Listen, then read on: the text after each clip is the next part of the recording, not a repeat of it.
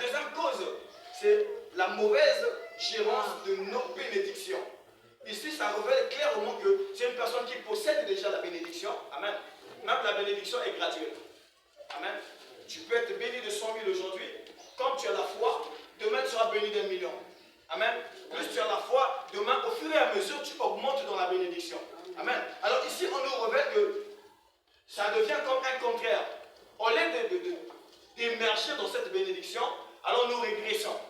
Nous repartons de plus en plus en arrière. Donc c'est une mauvaise gestion, c'est une mauvaise gérance de cette bénédiction. Et cette mauvaise gérance, c'est quoi? Je peux rappeler à vous les bien-aimés, la prédication de dimanche. Est-il permis à un homme consacré d'utiliser son argent à des fins qui ne sont pas propres à Dieu? Non, c'est ça la mauvaise gérance de sa bénédiction. Moi, un berger que je suis, je me retrouve par exemple dans une boîte de nuit. C'est officiellement une mauvaise gestion de ma bénédiction. Amen. Je lève ma main, je prends Dieu à témoin. Ça m'a beaucoup marqué, ça m'a beaucoup fait mal la prédication de dimanche.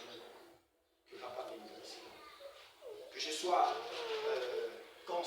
sois concerné ou pas, mais même à la place de ceux qui sont concernés, je me suis mis à leur place, c'était le cas.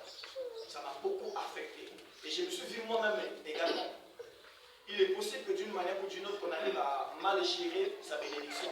Et sans me rendre compte que c'est à cause de ça que je suis peut-être le même. Amen.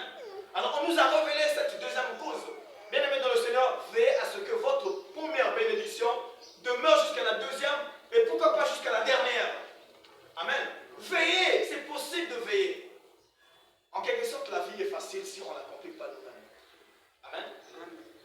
La troisième cause de la pauvreté que l'homme entraîne avec lui, c'est l'ingratitude. Quelque chose qui avait longtemps expliqué. Et on a